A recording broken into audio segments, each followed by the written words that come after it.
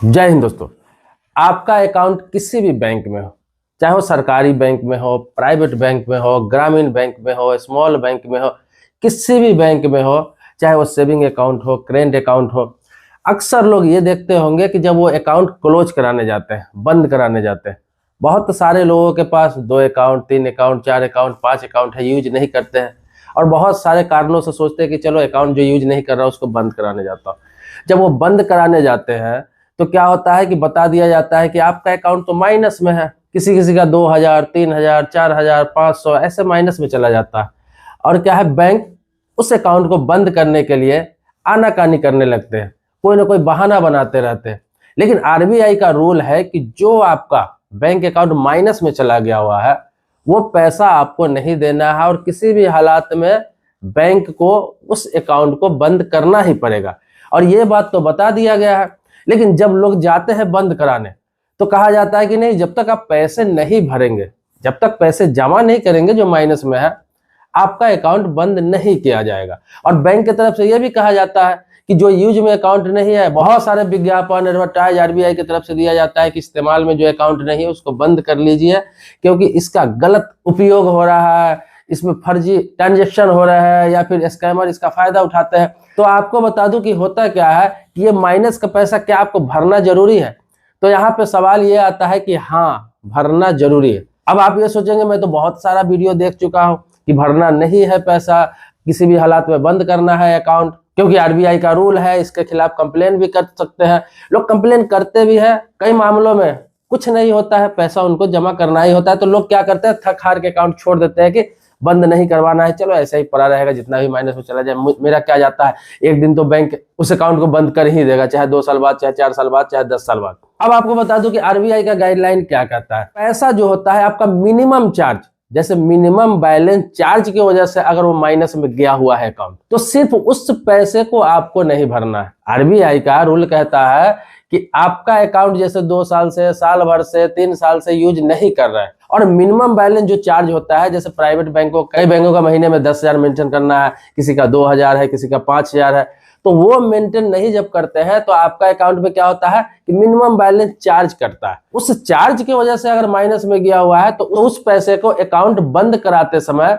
नहीं जमा करना है, अकाउंट बंद किसी भी हालात में होगा। लेकिन अधिकतर लोगों को देखा गया है कि मिनिमम बैलेंस चार्ज के साथ साथ बहुत सारे ऐसे चार्जेज होते हैं जिसके वजह से वो माइनस में गया होता है, उस पैसे को आपको भरना पड़ेगा।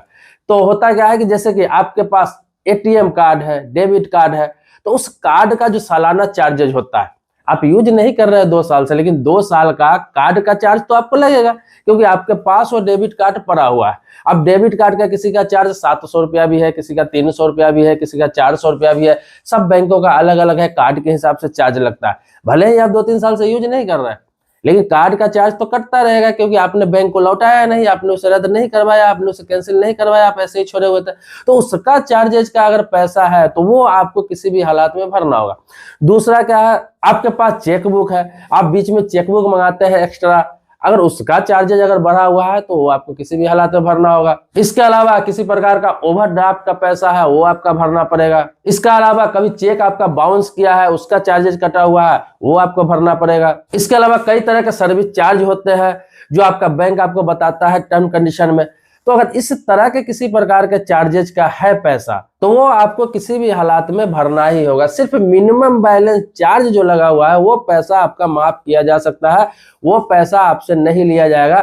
लेकिन किसी प्रकार का किसी सर्विस का चार्ज है इस तरह का जो मैंने बताया, इसके अलावा और भी कोई सर्विस का चार्ज है तो वो आपको तो पैसा वहन करना ही पड़ेगा किसी भी हाल में। आपका किसी प्रकार का ईएमआई है और ईएमआई होता है कि समय पर नहीं देते हैं तो उसका भी ईएमआई बाउंस चार्ज होता है, वो सब का भी अगर उस पर जमा हो चुका है, माइनस में जा चुका है उसके कारण से, तो ऐसे ऐसे करके अगर आपको 2,000, 3,000, 4,000 है मान लीजिए माइनस में, तो आपको पहले ये पता करना होता है कि आपका जो माइनस में पैसा है जो भी है, 500 है, 1,000 है, 2,000 है, तो बैंक से आप ये पूछ सकते हैं कि ये किस चीज का माइनस में गया हुआ पैसा है। या फिर आप पासबुक जो है अपडेट करा के देख सकते हैं या फिर स्टेटमेंट निकाल के देख सकते हैं, आपको पता चल जाएगा कि ये माइनस में किस किस चीज का पैसा मेरा माइनस में गया हुआ है। तो अगर मिनिमम बैलेंस चार्ज का जितना भी आपका बैलेंस का माइनस गया हुआ है वो आपका माफ हो सकता है, बाकी तो आपको जमा करना होगा तभी आपका अकाउंट बंद होगा। वो एक तरह से आपके ऊपर लेबिलिटी है वो आपका हमेशा लेबिलिटी में दिखाएगा ही, माइनस में दिखाएगा ही, और बिना जमा किए अकाउंट बंद नहीं होगा। इस चीज को समझ लीजिए।